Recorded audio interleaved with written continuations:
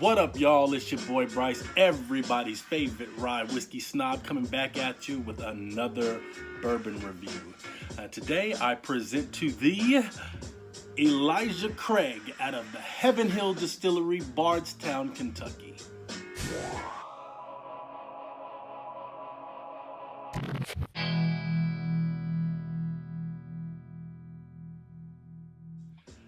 As I said, Elijah Craig is out of the Heaven Hills Distillery. For those of you guys that follow the bourbon circles, that is the same distillery that produces Evan Williams. You know, the cheap little $9 bourbons that you can find at CVS and Walmart. Stuff's pretty good, don't knock it. Elijah Craig, actually, one of the flagship brands, happens to be a very, very decently priced bourbon. I copped this one over at Total Wine & More for about $27 and some change. So definitely a very good bourbon under $30. I figured I'd present a bourbon under $30 today since I've been blowing up my wallet with all that other good stuff that I've pretty much killed for the most part since last time you saw me. Anyhow, Elijah Craig, Heaven Hills Distillery named this specific bourbon after the so-called father of American bourbon. Now, the man, Elijah Craig, lived in Kentucky during the 1800s. He was a Baptist preacher. Don't know exactly what county, didn't look that up, but he was a Baptist preacher who stumbled upon the charred barrel process by accident. Rumor has it, Elijah Craig, he had a farm even though he was a preacher, and he kept some of his whiskey, bourbon stocks, in new American oak barrels in his barn, and somehow, some way, the barn caught fire one night, and good old Elijah Craig found out by accident just what charring the inside of a barrel does to the whiskey product. It brings out not only the sugars that are inside of the woods of the barrel, but also gives the bourbon its color. Everybody that knows about bourbon knows that it comes out as new make, moonshine, if you will. And over the years, keeping it in that charred oak American barrel releases the starches, releases the sugars, and all those good things, because the barrel's breathing while it's in the stock house, while it's in the Richters. Now, Elijah Craig here comes to us at a very solid 94 proof. It has been aged anywhere between 8 to 12 years. Once upon a time, Elijah Craig had been aged 12 years only. People love that era, but ever since taking the age statement off of there, people have actually enjoyed this mix a little bit more. Now, it is rumored that this is aged anywhere between 8 to 12 years, and it's what they would call a blend, a mix of all different barrels of this stuff. So it's not just a single barrel that's going into this one bottle, but rather a whole bunch of barrels mixed together to create what they would call a blend. Now, this is one of the first bourbons I ever fell in love with. I had it at Big Whiskey here my birthday night. I had the barrel proof. That one was 132 proof. It was fire. I actually had to put some water in that. But going on to this, I wanted to show you guys I got something a little bit cool this weekend. Now, everybody knows that my favorite whiskey glass of all time has been the Playboy Bunny. Yo to the noobs.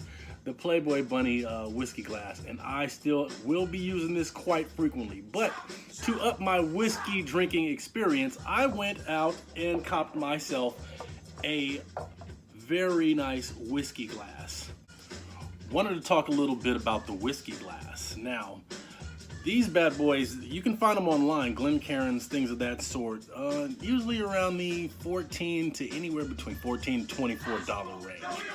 I came up on this little joy right here. The other day I was just like, let's see what they got inside of the Goodwill. So I went into the Goodwill glassware section and found this gem of a whiskey glass. This will be my little buddy from here on. I am going to enjoy the shit out of this little glass. Picked it up for 69 cents.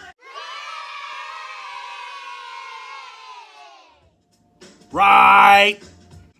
Made in the Glencairn style. It's a little bit bigger than a Glencairn.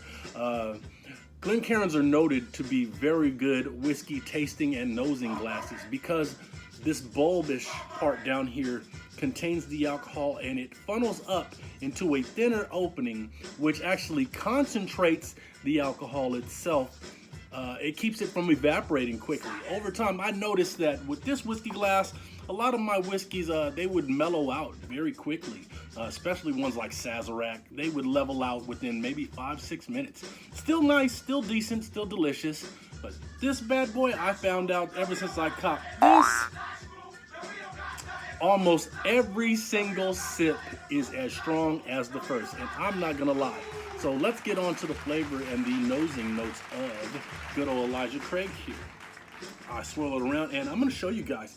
This whiskey is at 94 proof. It has very good legs for whiskey, and legs, what I mean by that, I'm hoping that you can see there's a little oily rim that goes around there and it starts to dribble down and looks like little clear stalks. That is the oil content in this whiskey, and it's a very good oil content. I like my whiskey hot, I like it thick. Now the nose on this, I want to say it reminds me of a very peppery, spicy cherry vanilla Dr. Pepper. That is what I get out of this, a cherry vanilla Dr. Pepper, and it is very nice. Now, the Glencairn glass, gotta be careful sniffing out of these. I mean, it definitely holds that alcohol content in here. So remember, folks, when you're sniffing it in, keep that mouth open so that it circulates and doesn't kill you. On to the tasting notes.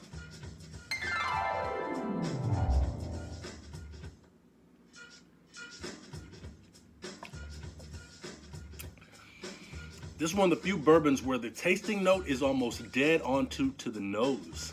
I mean, it is delicious. It is exactly as I described, a nice cherry vanilla Dr. Pepper. Across the middle area of it, I do pick up some of the woodsy notes in it, some of the barrel notes that are in there, some of the oak is coming through. It's kind of nice, it's kind of smoky.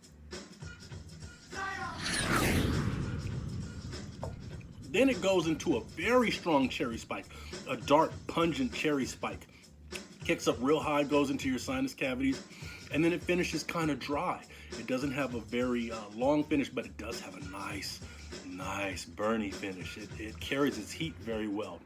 And over the end, it kind of gets into almost an orange peel, rindy, citrusy kind of thing, mixed with a little bit more of that vanilla. This is a very delicious bourbon. I am in love with this stuff. I'm going to destroy it just as I have done the others. But this is one that I'm going to keep coming back to. Not just for the simple fact that it's delicious, but of the fact that it's cheap. This is going to stay in the stable just like that Rittenhouse. When I found that Rittenhouse rye, that $29 rye that I like, that's a whole lot better than all the other stuff that's on the shelf. This is kind of right there with that. It's surprisingly just a very good bourbon, and it won't kill your pocket. Well, y'all, love to stay. I'll be back later on next week with another review because I did pick up another whiskey with this. Till then, cheers and salute.